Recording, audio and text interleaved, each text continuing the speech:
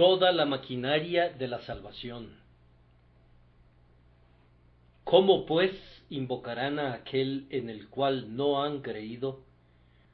¿Y cómo creerán en aquel de quien no han oído? ¿Y cómo oirán sin haber quien les predique? ¿Y cómo predicarán si no fueran enviados? Como está escrito: cuán hermosos son los pies de los que anuncian la paz, de los que anuncian buenas nuevas. Romanos 10, 14 y 15. Adviertan, por favor, queridos amigos, que en el versículo 13 tenemos el camino de la salvación puesto delante de nosotros en los términos más sencillos, porque todo aquel que invocar el nombre del Señor será salvo. Recuerdo bien cuando viví con ese versículo durante muchos meses. Yo ansiaba la salvación, no podía ver que hubiera alguna vía de esperanza para mí. Llegué a pensar que yo debía ser dejado fuera, que yo era pecador en demasía, o que estaba demasiado endurecido, o que era demasiado esto o lo otro, de tal manera que otros podrían ser salvos, pero que yo no podría serlo. Pero cuando leí este versículo, hice lo que les pido que hagan ahora. Me aferré a él. Parecía una cuerda salvavidas arrojada a un individuo que se estaba hundiendo. Me agarré a ella y se convirtió en mi boya de salvamento. Todo aquel que invocar el nombre del Señor será salvo. Ah, pensé, yo invoco ese bendito nombre, yo invocaré ese glorioso nombre, aunque perezca, no cesaré nunca de invocar ese sagrado nombre.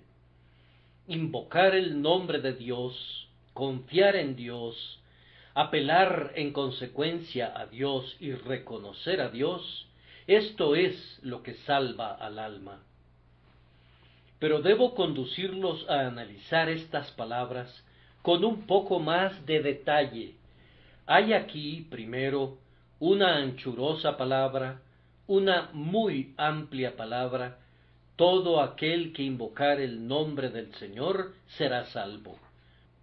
Todo aquel.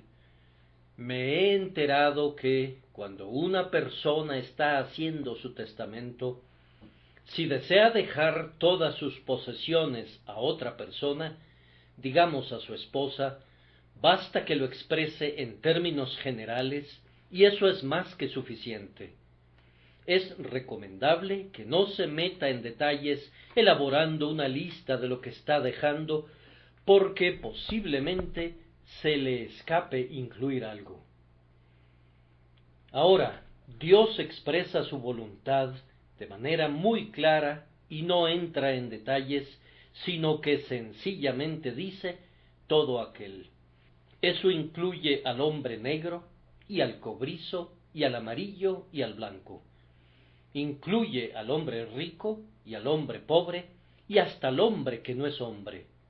Eso incluye a toda clase de personas, a quienes no pertenezcan a ninguna clase o a todas las clases juntas.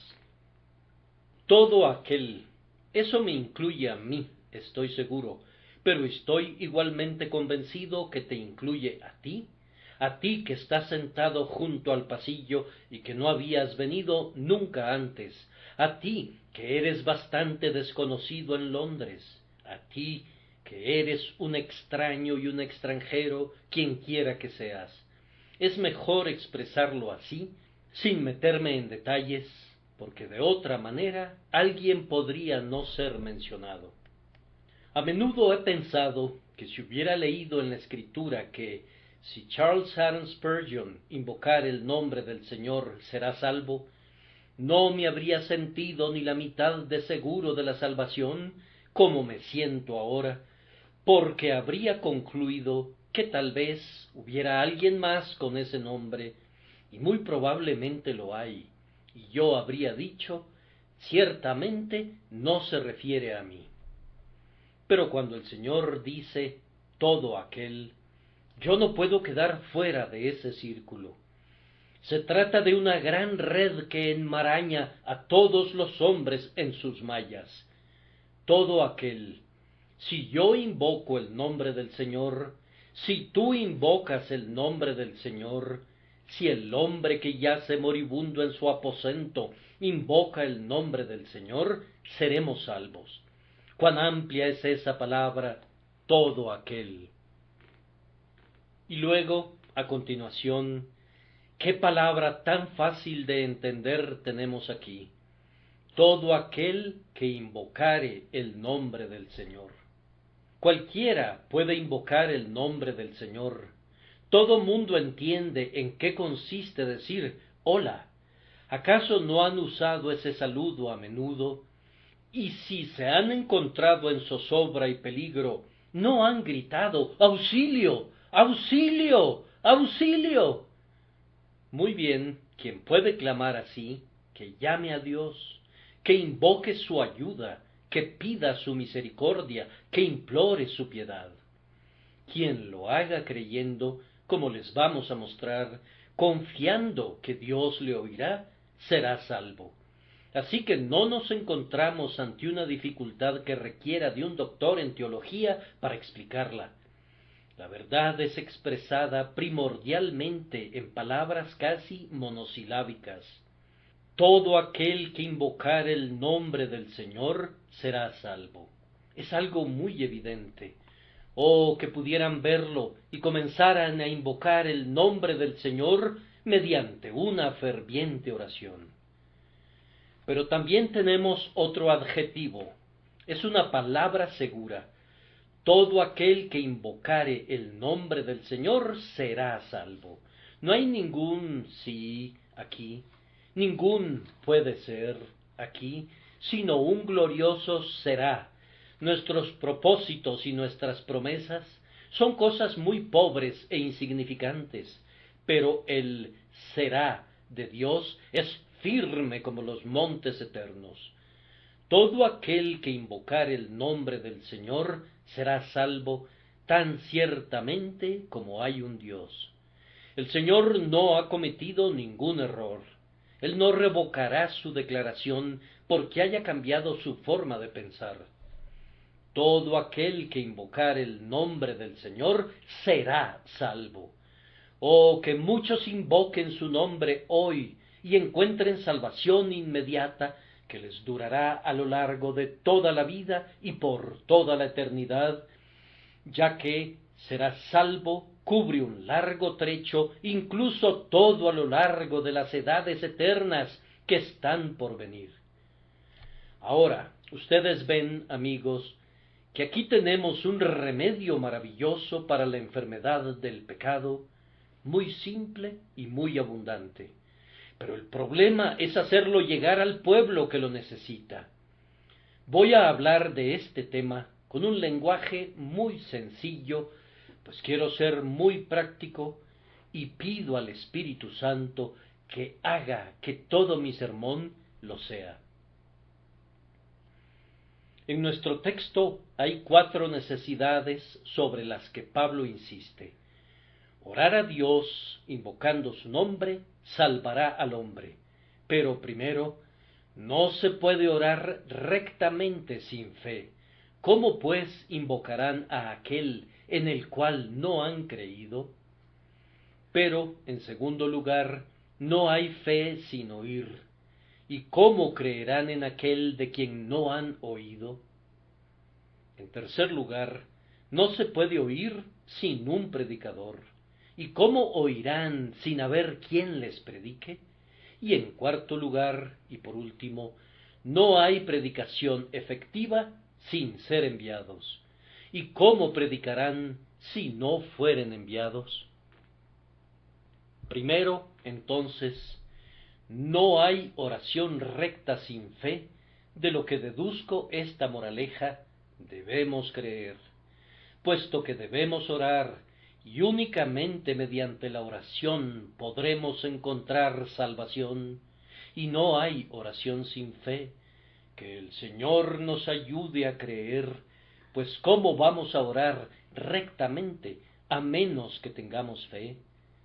Me parece que contamos aquí con algunas personas esta noche que han comenzado a orar, que han comenzado a argumentar con Dios.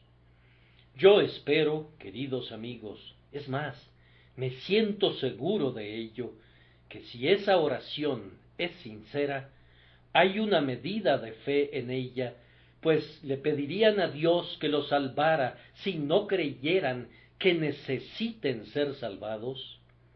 Hay una medida de fe en ello. Le pedirían a Dios que los salve si no creyeran que hubiera un camino de salvación por el cual puede salvarlos. Hay una medida de fe si creen eso. Me parece que ustedes creen que hay un Salvador. Hay una medida de fe en ello. Y yo espero que haya una medida de fe salvadora también si creen que, a pesar de todos sus pecados y de toda su pecaminosidad, un Salvador ha sido provisto que puede salvar perpetuamente a los que por él se acercan a Dios. Puede ser que no tengan mucha fe, pero deben tener alguna fe si realmente le están pidiendo a Dios de todo corazón y suplicándole que los salve. Pienso también que deben tener un poco de fe en que el Salvador los salvará. Han estado pidiéndole que lo haga, habrían expresado ese deseo y se habrían acercado a él en oración al respecto, a menos que hubiese algún tipo de sedimento de fe en su corazón. Quiero explicarles esto muy delicadamente, muy sencillamente. Recuerden que la fe no es medida por la cantidad, sino por la calidad. Un hombre de sólida fe es más feliz, pero no es más verdaderamente salvo que un hombre de débil fe, en tanto que tenga un mínimo de fe. Aunque la fe de ustedes sea muy débil, el Señor les dirá: tu fe te ha salvado, ve en paz. La fe que se acerca por detrás de Cristo y toca el borde de su manto es una fe salvadora. Y yo creo que eso es lo que están haciendo cuando dicen: Señor Jesús, sálvame. Si esta es una oración real y no es una impostura, si brota de su corazón, hay allí, de cualquier manera, un tinte, una sombra, si no es que el color real de la fe ya existente en sus almas. ¿Cómo podrían invocar a aquel en quien no han creído? ¿Pediríamos auxilio a alguien del cual no creemos que querría o que podría ayudarnos? No, el simple hecho de invocar la ayuda de alguien demuestra que tenemos algún grado de confianza en esa persona, en que puede y quiere ayudarnos. Bien, si por lo menos crees eso concerniente a Cristo, y si te apoyas en Él, creyendo que serás salvo, aunque yo quisiera que tuvieras más fe, incluso esa pequeña fe te transportará al cielo. ¿Tú crees también que Cristo puede oírte y en efecto te escucha? Ah, ¿no habrías estado solo en tu aposento esta tarde, clamando por misericordia, si hubieses pensado que nadie te podía escuchar? Los seres racionales no van y le piden al aire. Tú crees que Cristo puede oírte y tienes un poco de fe en que te oye, en efecto, por lo cual estoy agradecido verdaderamente.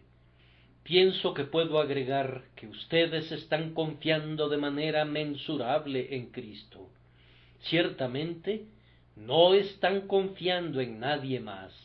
El hecho de que a menudo le pidan misericordia, el perdón del pecado, la regeneración de su naturaleza, demuestra que ustedes tienen, en algún grado al menos, alguna lánguida medida de fe en Él.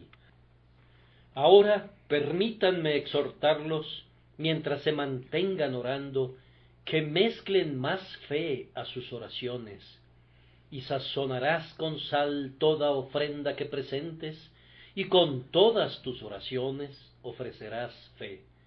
Cuando le pidas cualquier cosa a Dios, cree y recibirás. Cuando apeles a su misericordia, cree en la misericordia. Cuando estés suplicando su ayuda, cree en la ayuda, pues hay mucho poder en la fe. Conforme a vuestra fe os sea hecho. Todos ustedes saben con seguridad qué es creer. Ustedes dicen, iré a casa para orar. No, no, no. Crean y oren tanto como quieran, y una oración creyente los salvará. Todo aquel que invocar el nombre del Señor será salvo. Pero, ¿cómo pues invocarán a aquel en el cual no han creído? La fe viene primero. Crean entonces antes de que hagan cualquier cosa, que Dios, por su grandiosa misericordia, permita que algún pobre pecador acabe con sus obras y con sus sentimientos, y que confíe, que sólo confíe en Jesús. Estás allá arriba colgado de un árbol. Tienes miedo de caerte, así que te aferras con todas tus fuerzas. Supón que un hombre fuerte pasara por debajo y te dijera, anímate, cae en mis brazos, yo te sostendré, soy capaz de soportar tu peso. Si confías en él, caerás en sus brazos. Eso es lo que debes hacer con Cristo en este día. Confía en él y abandona cualquier otra confianza. Solamente déjate caer en sus brazos y serás salvo. Recuerda entonces esta primera lección, que no hay tal cosa como orar rectamente sin fe. Ahora damos otro paso y llegamos a la segunda necesidad. No hay fe sin oír. ¿Y cómo creerán en aquel de quien no han oído? La palabra oído debe ser entendida en un sentido amplio. Leer es una forma de escuchar. No se trata de escuchar simplemente con el oído, sino que deben, por algún medio u otro, llegar a un conocimiento de la verdad, y no pueden conocer lo que no oigan, o lean, o aprendan. La verdad debe llegar a su conocimiento de tal forma que estén conscientes de ella, pues de lo contrario, no podría haber fe concerniente a ella. Yo espero que ninguno de ustedes crea jamás con la fe del hombre que, cuando le preguntaron en qué creía, respondió que creía en lo que la Iglesia creía. Bien, preguntó alguien, ¿en qué cree la Iglesia? Oh, replicó, la Iglesia cree lo que yo creo. Bien, entonces, dime por favor, ¿en qué creen tanto la Iglesia como tú? Ambos creemos en lo mismo, respondió él, y no pudieron lograr que saliera de allí. Ahora, en eso no hay fe del todo. Se trata de simple ignorancia, y nada más. ¿Y cómo creerán en aquel de quien no han oído? Vamos, creer es conocer algo a fondo, es descubrirlo leyéndolo u oyéndolo, pues únicamente son diferentes formas de lo mismo. Bien, ahora, si alguien desea la fe, ¿qué debe hacer para obtenerla? ¿Debe quedarse quieto y decir, voy a tratar de creer? Definitivamente no. Supongan que yo les anunciara esta noche que el zar de todas las Rusias ha muerto, y ustedes dijeran que desearían creerlo. No podrían creerlo mediante algún esfuerzo de su mente. Ustedes pedirían evidencias de la verdad de mi afirmación, o esperarían hasta ver los telegramas de mañana, y así sabrían si era verdad o no. No es sólo un claro acto de la voluntad lo que trae la fe. La fe es por el oír. Escuchen entonces, entre más frecuentemente escuchen el Evangelio, mejor. Me refiero a quienes no han creído. Conforme lo oigan, pueden llegar a creerlo. Podría ganarlos sin que se den cuenta, habiéndolo escuchado y escuchado y escuchado una y otra vez. Al final pueden encontrarse creyendo que Jesús sufrió en la cruz por ustedes.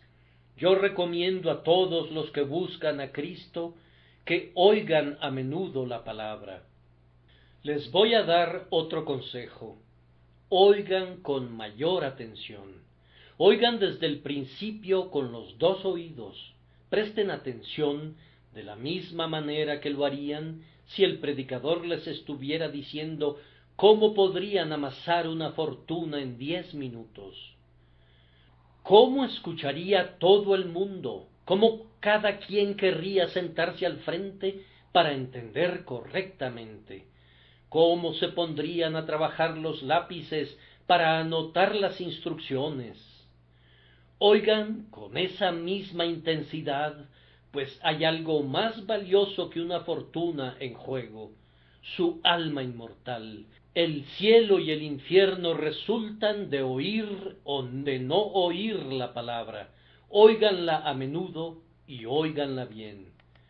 Pero oigan procurando entenderla, y si no pueden encontrar al predicador que parezca proclamar un evangelio integral, hagan algo mejor, recurran a la Biblia misma. Lean este bendito libro de principio a fin, asiduamente, con todas las ayudas que les puedan brindar hombres buenos. Sí, procuren entender la verdad y compruébenla por experiencia. Recurran a este libro y vengan a la casa de oración con este pensamiento en su mente: hay algo que he de creer y voy a saber de qué se trata.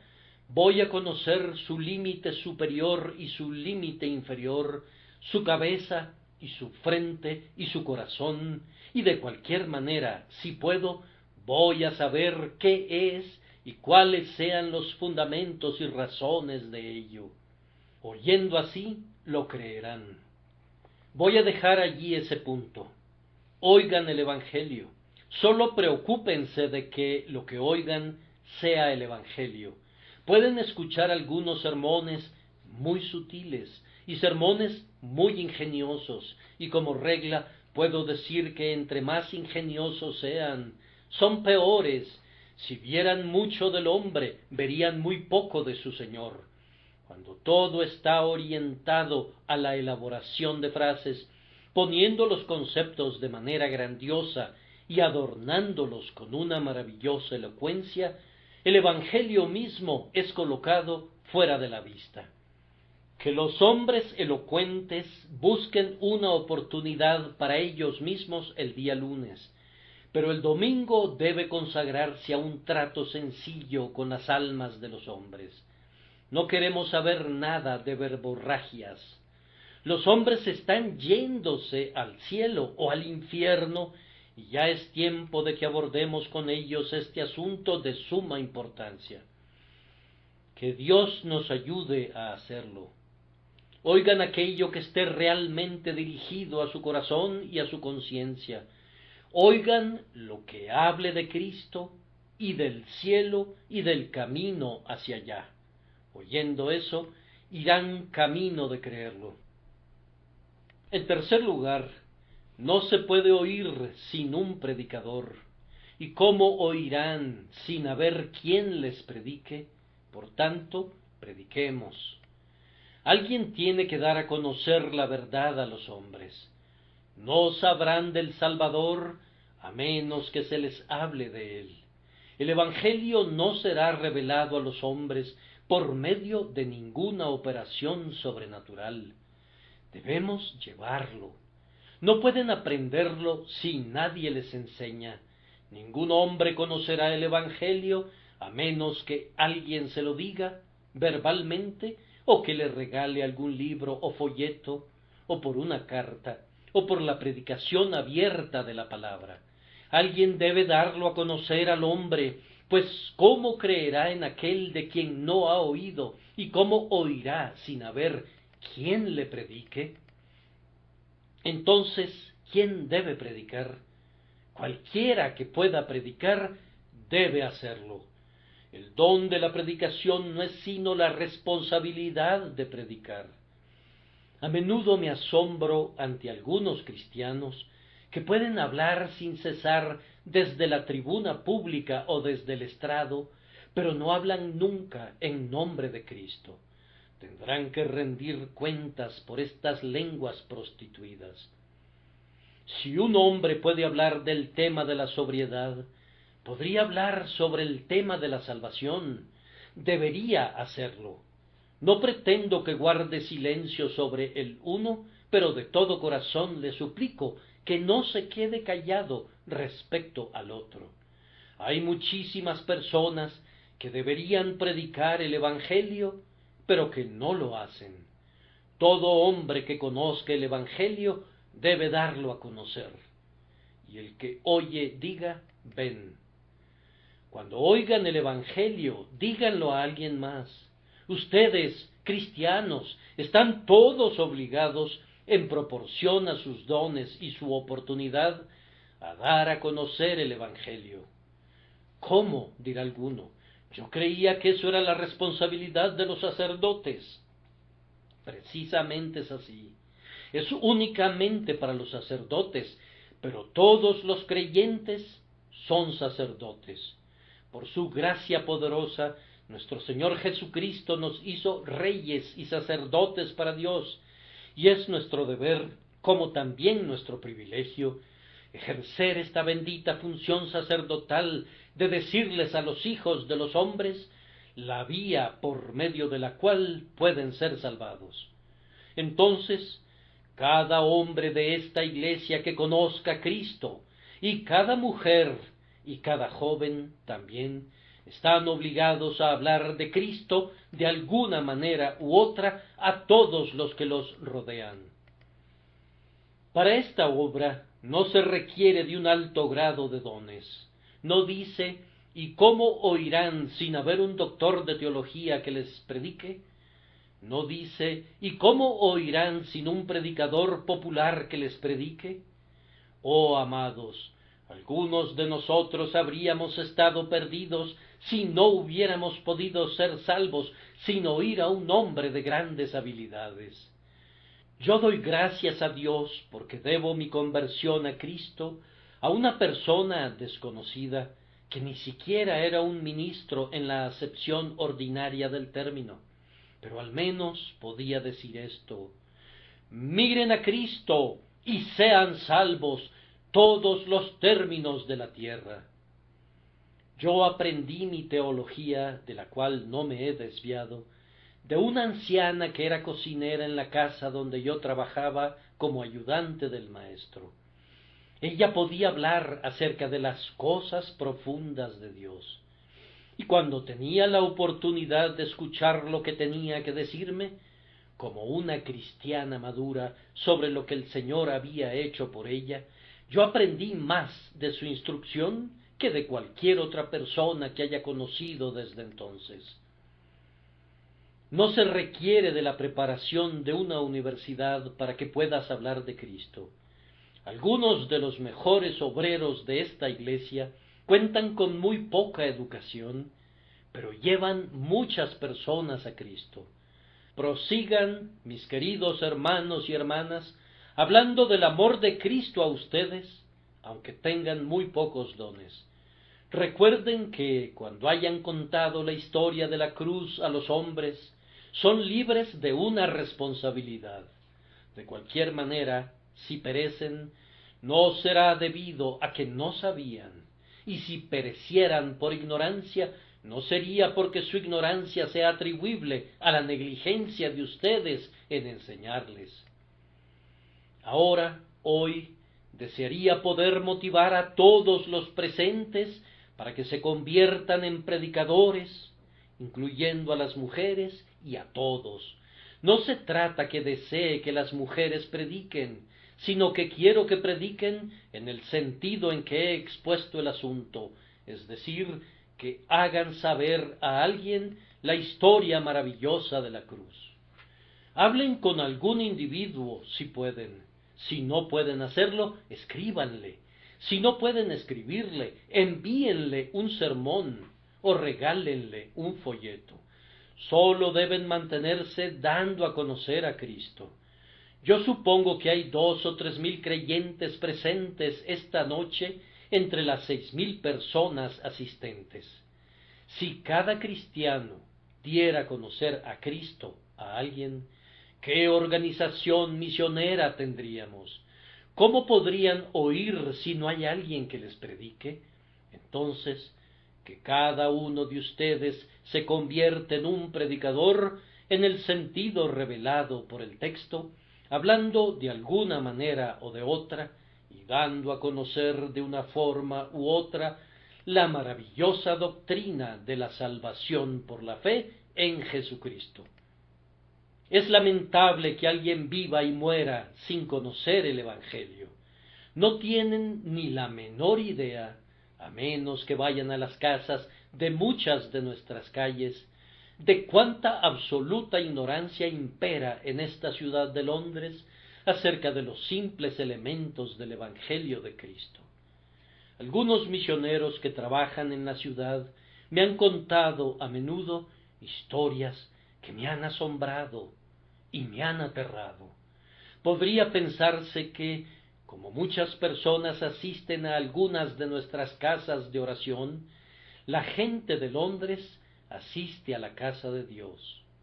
Hay por lo menos 1 millón de personas, y tal vez hasta 2 millones, que no asisten nunca a ningún lugar de adoración.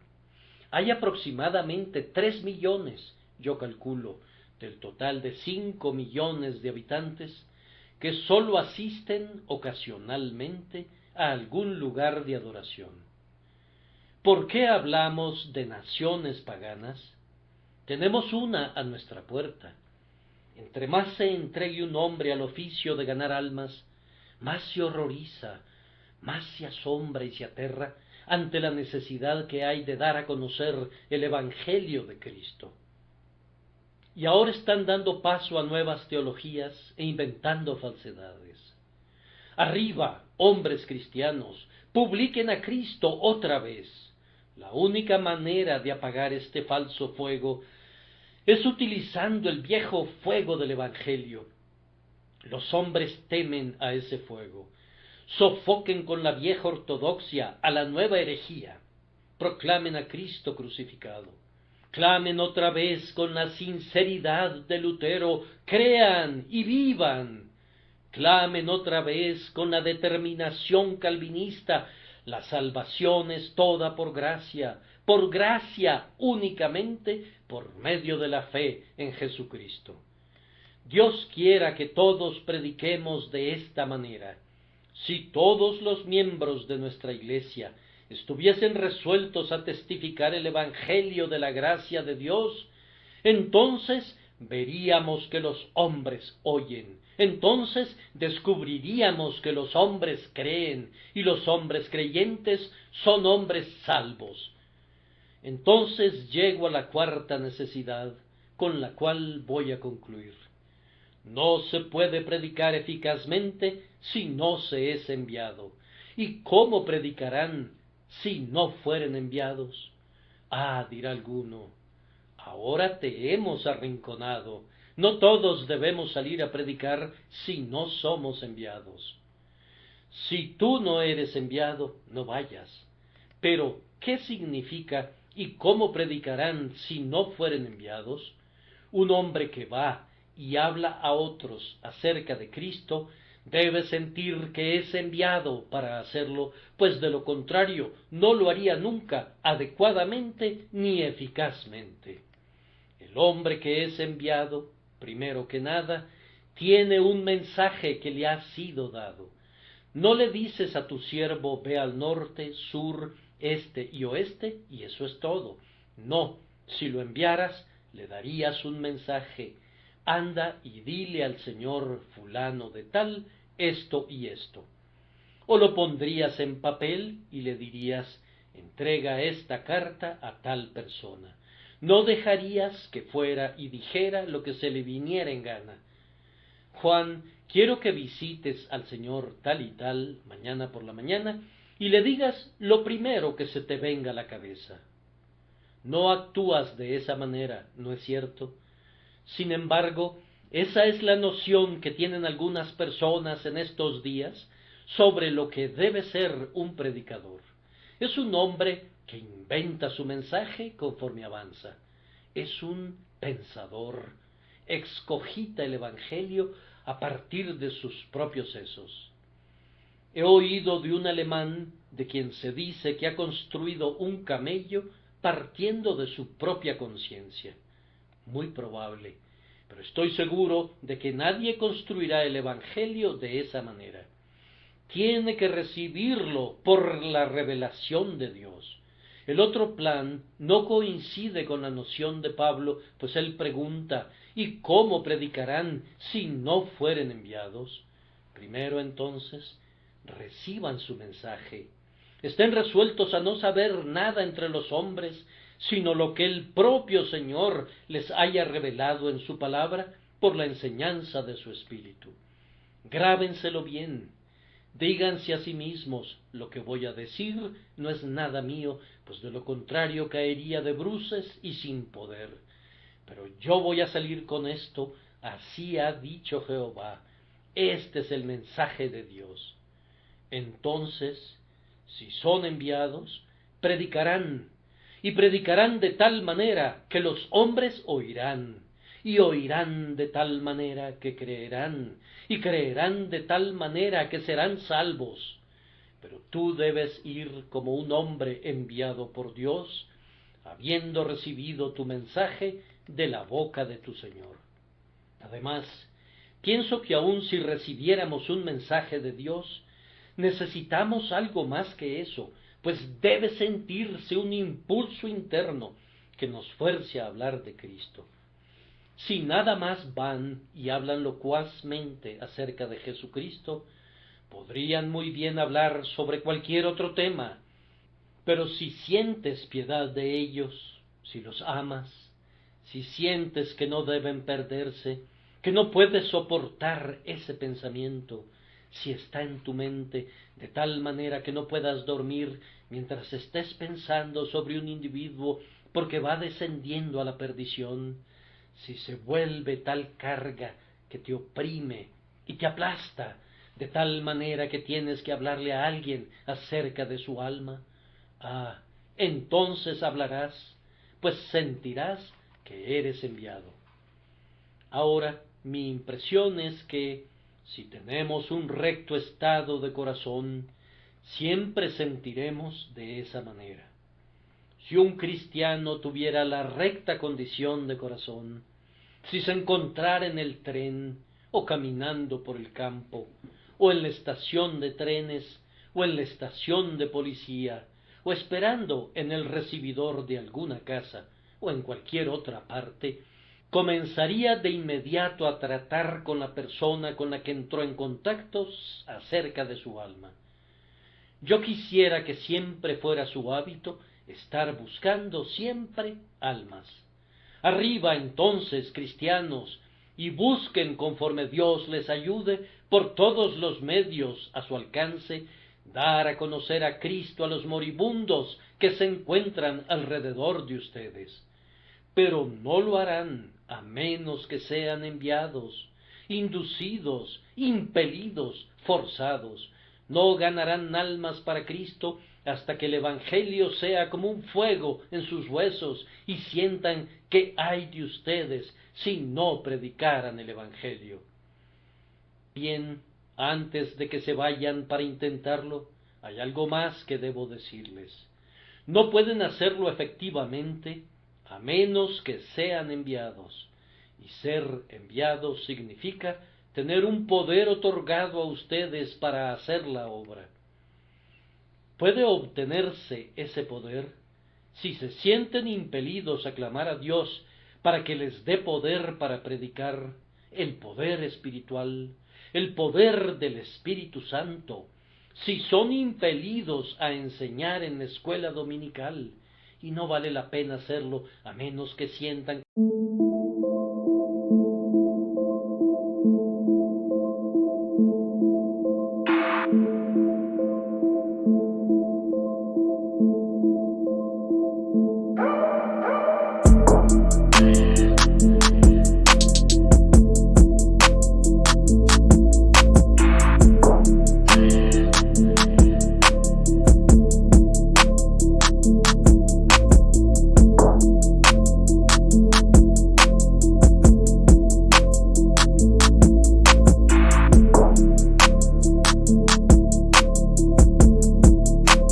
Incluso en el tono del predicador. ¿Y cómo predicarán si no fueren enviados? Deben ser revestidos de poder divino, pero el Señor puede vestir inclusive a un niño de ese poder. Lo ha hecho a menudo. Puede revestir a una humilde mujer cristiana que haya hablado en público con el poder de ganar almas. A menudo lo ha hecho. Y tú, hermano, que has estado muy satisfecho de ser un miembro de la Iglesia y de no hacer nada por Cristo, verdaderamente una condición muy insatisfactoria de cosas, debes comenzar a hacer algo por Él, que ha hecho tanto por ti. Primero, deben quedarse en Jerusalén hasta que sean revestidos con poder de lo alto. Y luego deben salir como testigos de Cristo, pues ¿cómo predicarán si no fueren enviados? Pero habiendo obtenido poder, deben salir y comunicar el mensaje que su Señor les haya entregado. Pero no lo habrían hecho mientras no hayan presentado un reporte a su Señor. Si han sido enviados, regresarán a su Señor después de haber entregado su mensaje y le dirán lo que tienen que decir al respecto. Todo hombre que es enviado en una comisión transmite de inmediato la respuesta de la persona a la que fue enviada. Me temo que algunos maestros y predicadores olvidan esto. Debemos ir, como Isaías, de regreso al Señor y decirle: ¿quién ha creído a nuestro anuncio? ¿Y sobre quién se ha manifestado el brazo de Jehová? ¿Te has esforzado grandemente por llevar a María a Cristo? ¿Le has comentado al Señor lo referente a María? Madre, ¿te has esforzado grandemente por llevar a tu hijo al Salvador? Pero, ¿le has hablado alguna vez a Jesús acerca de tu muchacho?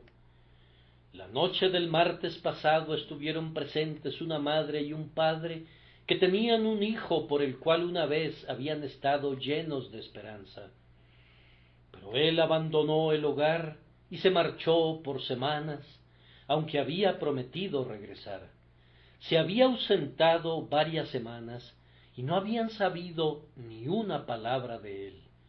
Vinieron a una asamblea del pueblo cristiano el pasado martes por la noche, quebrantados de corazón. Habían hecho lo que habían podido para encontrar a su hijo, pero no podían encontrarlo. Los padres fueron a Haddon Hall y el pueblo de Dios oró allí por su padre y su madre. El propio padre oró y fue sobrecogido por la emoción por causa de su hijo perdido. Regresó a casa y allí le esperaba una carta de su hijo en la que le decía que el Salvador lo había encontrado. Había abandonado la bebida y esperaba ser un consuelo para su padre y su madre todo el resto de sus días. Se encontraba muy lejos y no sabía nada acerca de la oración de su padre. A menudo, cuando no tengan buenos resultados con la gente, vayan y díganselo al Señor Jesucristo. Díganle: Señor, les he predicado, he orado por ellos, les he hablado, he llorado por ellos, los llevo como una carga en mi corazón. Sus simples nombres arden con letras de fuego en mi alma. Señor, sálvalos. Señor, sálvalos y serán salvos. Esa es la manera de ganar almas. Cuando Dios obra, primero que nada nos hace tener dolores de parto por las almas de otros y luego nacen al reino. El resto del texto es una especie de visión. El profeta ve personas que descienden por la ladera del monte, las mira y percibe que no son hombres de guerra. De otra manera, las grebas en sus piernas serían un signo terrible para los pacíficos habitantes de la llanura. Sin embargo, aquí vienen, un gran grupo desde las cimas que desciende a los valles. ¿Quiénes son? Conforme mira, dice: cuán hermosos son sobre los montes los pies del que trae alegres nuevas, del que anuncia la paz, del que trae nuevas del bien. Vienen ondeando la bandera blanca, siervos del gran rey contra el que has estado en guerra. Ondean el estandarte que habla de paz con Dios. Nosotros, a quienes alude el texto, que somos los predicadores de este evangelio de paz, te decimos hoy: pecador, depón tus armas de rebelión. Culpable, no luches más contra Dios, ven y haz las paces con Él. Su paz es proclamada para ti a través de Jesucristo. Él te perdonará gratuitamente toda transgresión e iniquidad. Está presto a olvidar y a borrarlo todo. Dios te invita a que te reconcilies con Él, que acabes con la guerra en su contra. Te predicamos la paz, y si nos oyes, entonces te decimos las nuevas del bien, consistentes en el pleno perdón de todo el pasado y un cambio de corazón que experimentarás para hacerte una nueva criatura en Cristo Jesús, sí, que se te daría en este momento antes de que abandones el tabernáculo. Ayuda en el futuro para contender con el pecado, fortaleza para vencer y aplastar al dragón con tu pie, poder para volverte un hijo de Dios, para ser un heredero del cielo, para ser puesto bajo el ala protectora de la providencia, para ser guiado por la infinita sabiduría del Espíritu Santo. Estas buenas nuevas del bien son publicadas para todos ustedes, aun para quienes estén más alejados de Cristo y de la esperanza y de la paz. Crean en Jesús, confíen en Él, confíen en Dios en carne humana, confíen en quien sangró hasta morir sobre la cruz y pagó el rescate por sus almas, y confíen en Él ahora. Él hará todo lo que necesitan que se haga por ustedes, y los salvará y los atraerá a su diestra en la gloria. Ahora habría hablado totalmente en vano si el Señor no les aplicara la verdad y ustedes creyeran. No esperen que alguien crea por ustedes. Confíen en Cristo por ustedes mismos. Crean en Jesús ahora mismo. Amén.